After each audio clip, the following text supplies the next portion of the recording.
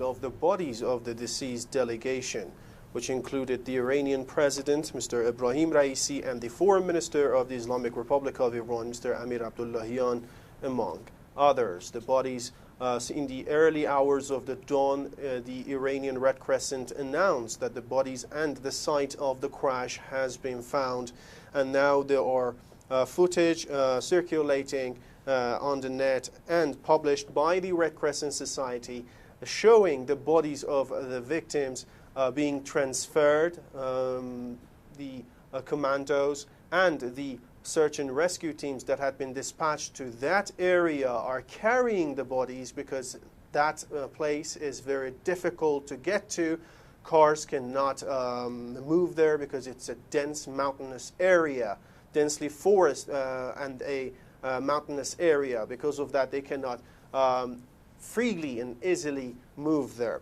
Now, so far there have been, the Iranian nation have been shocked by the report, and we are just waiting for more information regarding when the funeral of the Iranian president and his accompanying delegation will be. Let's now bring in Yasser Hakim in Cairo for more reactions. Yasser, what has been the reaction across the Arab nations and indeed the rest of the world? Yes, there were statements of condolences pouring in from the Arab leaders from Egypt, the Gulf region, Saudi Arabia, Qatar, United Arab Emirates, and also Iraq, Jordan. They're all expressing their solidarity with the Iranian people and sending their condolences to the Iranian leadership, and hoping that this would not affect the stability of Iran. The Arab League chief, also based in Cairo, has also sent a statement of condolences to Iran. And also there has been from Hamas saying that Iran has always been a supporter of the Palestinian cause. Also from Mahmoud Abbas, the Palestinian president, who commended the efforts by Iran to try to reach peace in Palestine. Internationally, the EU has sent a statement of condolences. Russia said it described the Iranian president, or the former Iranian president, deceased Iranian president, as a friend and someone who has worked a lot with Russia. Turkey also described him as a colleague who has been part of the peace efforts in his country and in the region. Lebanon, we were told, might also be having a 3-day mourning, as Hezbollah also announced a mourning in his areas that are supporting Iran in Lebanon. Back to you. And yes, sir, what has been President Raisi's role in the Arab world, especially the Middle East? Well, he came to power in 2021. Now, he came with a lot of challenges, such as the country was just out of COVID and the impact of COVID. It had a lot of economic fallout, a lot of economic instabilities. There was also the demonstrations that took place in 2022, which had cracked down on these demonstrations by the youth in Iran. But also the influence of the Iran groups, Iran-affiliated groups like Hezbollah in Lebanon, and its attacks on the Lebanese-Israeli borders. Also in Yemen with the Houthis, supported by Iran, has had some issues of concern with Arab leaders.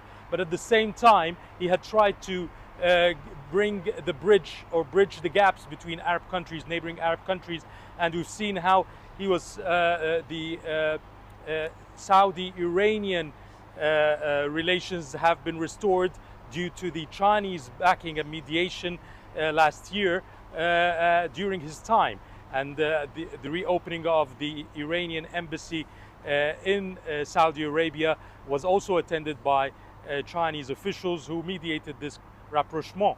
So, and there were also efforts by Iranian president to try to bring closer ties with Egypt. also a country that had severed ties with Iran for years. So there were on one side some concerns concerning the Iranian policies in the Middle East and influence or interference in some of the affairs in Gulf nations, for example, and Yemen. But at the same time, he was trying to patch up differences with his neighbors. All right, Yasser, thank you very much for that, Yasser Hakim, live for us in Cairo. Now let's bring in Bashir Abdel Fattah, political researcher at Al-Ahram Foundation. He's joining us from Cairo. Thank you very much, Bashir, for your time. What will be the impact of President Raisi's death to the Arab world?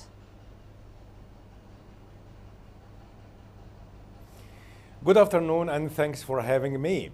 Indeed, the death of Iranian President Ebrahim Raisi will affect the Arab countries.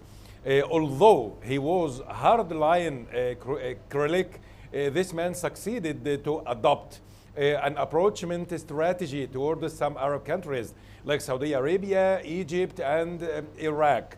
With Saudi Arabia, he succeeded to resume the diplomatic ties thanks to the Chinese mediation.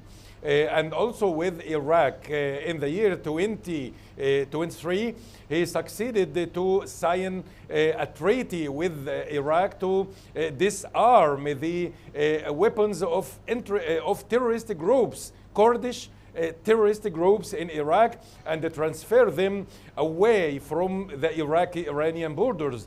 With Egypt, he resumed the negotiations in order to normalize the relationship between Iran and Egypt. So after Raisi, the question is, can the new president or the vice president of Raisi, Mr. Mohammad Mokhber, can this man resume cooperative approach towards Arab world and strategic coordination, or it will be frozen? So I think Arab countries are waiting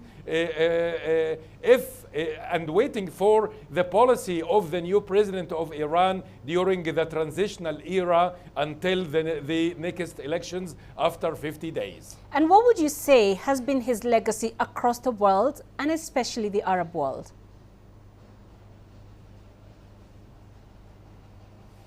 Although he was conservative and hardline cleric president, but this man makes some sort of balance between his ideology and a pragmatic president of Iran. So he made a strategic balance between supporting the proxies of Iran in the Arab world against Israel as a resistance and some sort of deterrence strategy against Israel. And in the same time, he succeeded also to bridge the gap with some Arab countries like Saudi Arabia, Iraq, and some other Arab countries. So I think this man succeeded to approach with Arab countries, although he was hardliner and also he was insisting on the confrontation with Israel and supporting the proxies of Iran in the Arab countries, especially in Iraq, Syria, Yemen, and Lebanon. So I think Arab countries discovered this man as a man of impossible, that he could fulfill his strategy in the Middle East and with Arab countries.